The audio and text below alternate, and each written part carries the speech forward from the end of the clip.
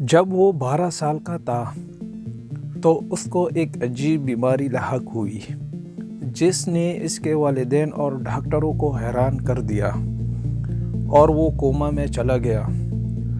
डॉक्टरों ने इसके वालिदैन को बदतरीन तौर पर रहने के लिए कहा।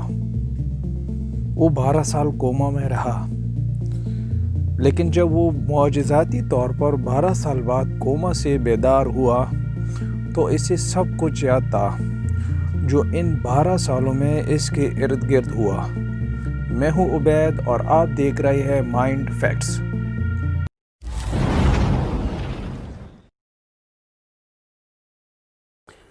मार्टिन पिस्टोरियस जब वो 12 साल का था तो इसकी बीमारी शुरू हुई। शुरू में इसमें आम सी इलामात जैसे सर दर्द के मतली तबीयत नासाज जैसी एक आम बीमारी की इलामात थी, लेकिन इसके बाद इसकी हालत बिगड़ना शुरू हो गई। इसकी शख्सियत बिल्कुल चेंज हो गई। वो हर वक्त थका हुआ सोता हुआ नज़र आने लगा और कभी कभी बात करने और आँख खोलने से भी कासिर हो जाता। बहुत जल्द वो ना खुद खा सकता, ना चल सकता, ना बिस्तर पर बैठ सकता था। मार्टिन के वालिदैन इसको एक डॉक्टर से दूसरे डॉक्टर को दिखा रहे थे, लेकिन डॉक्टर भी हैरान और परेशान थे जैसे इसके वालिदैन। मार्टिन में बज़ाहिर किसी ख़ास बीमारी की इलामात नहीं थी। डॉक्टरों ने अपनी तरफ से सब कुछ किया इसको ठीक करने के लिए, लेकिन वो बजाय बेहतर होने के इसकी हालत बिगड़ती गई। पहले वो व्हीलचेयर पर चला गया और आखिर बात कोमा तक पहुंच गई। डॉक्टरों को कुछ अंदाज़ा नहीं हो रहा था कि ये कौन सी बीमारी की इलामात है, लेकिन वो इसको गर्दन तोड़ बीमारी क्रिप्टोकोकल मेनिंजाइटिस CM की एक किस्म से तशबीह दे रहे थे, जो बहुत कम केसेस में होता है। CM दिमाग और रीढ़ की हड्डी का इन्फेक्शन है जो इसको मुतासिर करता है। ये ख़ास करके इनमें पाया जाता है जिसका मदाफ़ती निज़ाम कमज़ोर हो। इसकी जो शुरुआती इलामतें जैसे सर दर्द, मतली के उलझन और शख्सियत में तब्दीली जैसी जहनी तब्दीलियाँ शामिल हैं। अगर इसका बरवक्त इलाज ना किया गया तो CM दिमाग को नुकसान, कोमा, यहाँ तक मौत का सबब भी बनती है। न्यू फॉर्मेंस फंगस जो इस बीमारी का मेन सबब है, आम तौर पर तमाम दुनिया की मिट्टी में पाई जाती है, लेकिन जहाँ पर परिंदे कम हो वहाँ पर ये ज़्यादा होती है। जबकि मार्टिन के केस में डॉक्टर को यकीन था कि इन्फेक्शन बहुत फैल गया है और यहाँ तक कि डॉक्टर भी मायूस हो गए। आखिर 2 साल बाद डॉक्टरों ने मार्टिन के वालिदैन को कहा कि शायद ये अब दोबारा कभी कोमा से ना निकले, और अगर वो निकलेगा भी तो इसका ज़हन एक 3 साला बच्चे जैसा होगा। वालिदैन इसे अपने साथ घर ले गए, अच्छे तरीके से इसकी देखभाल करने लगे। आम तौर पर ज़्यादा कोमा के केस हफ्तों या दिनों में चलते हैं। अगर डॉक्टरों को इनका बड़ा ध्यान रखना पड़ता है कि इनका दिमाग सही काम करे। अगर कोई शख्स 1 साल से ज़ायद वक्त तक कोमा में रहे तो इसके जागने का इम्कान कम होता है। जबकि मार्टिन के केस में मार्टिन ने अपने वालिदैन की ज़िंदगी की रूटीन ही तब्दील कर दी। हर सुबह मार्टिन के वालिद जल्दी जाग जाते और इसको अच्छे कपड़े पहनाकर इसको केयर सेंटर, जहाँ पर बूढ़ों मजदूर वगैरह का ख्याल रखा जाता है, ले जाते। पूरा दिन काम करने के बाद वापस में इसको अपने साथ लाते, इसको नहलाते और बाद में बेड पर लिटाते। इसका वालिद इसके बाद हर 2 घंटे बाद अपना अलार्म लगाता। वो उठता और मार्टिन को करवट देता ताकि इसका बदन एक जगह पर ना रहे। इनकी ज़िंदगी इसी तरह पूरे 10 साल चली, जहाँ पर वालिदैन अपनी बेटे की पूरी तरह देखभाल कर रहे थे। इसके बावजूद कि डॉक्टरों ने इसको जवाब दिया था कि वो दोबारा कभी नहीं जागेगा, लेकिन ये अपनी तरफ से पूरी कोशिश कर रहे थे। जबकि इसी दौरान तमाम चीज़ों से वो बाखबर था जो इसके इर्द गिर्द हो रही थी।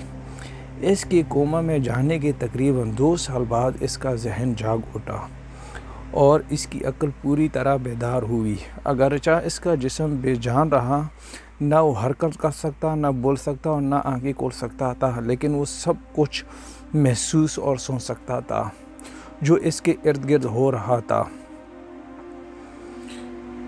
مارٹن کو وہ سب کچھ یاد تھا جو اس کے ساتھ کیئر سینٹر میں ہوا تھا۔ جس طرح سے ان لوگوں نے اس کے ساتھ سلوک کیا وہ چونکا دینے والا تھا۔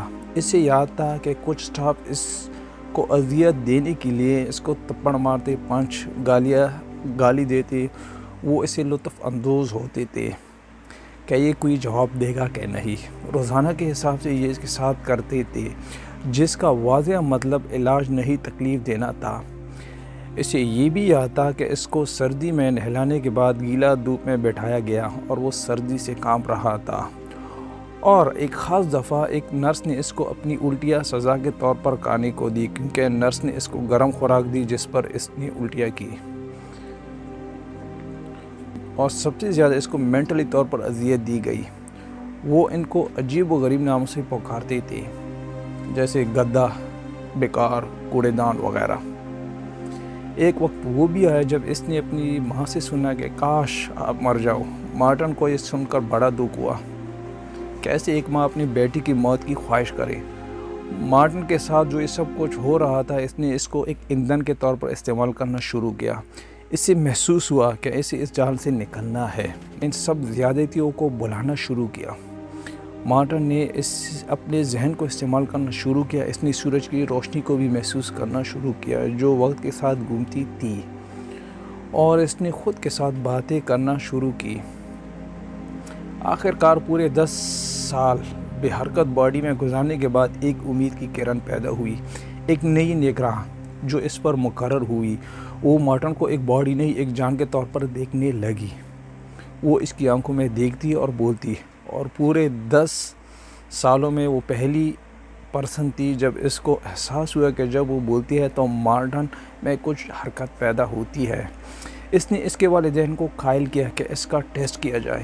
یہ حیران رہ گئے کہ اس کا ذہن بالکل تندرست تھا اور وہ جاگا اور سب کچھ محسوس کر سکتا تھا۔ پھر اس کے جاگنے میں بھی کافی وقت لگا۔ آخر 12 سال بعد وہ کوما سے بیدار ہوا۔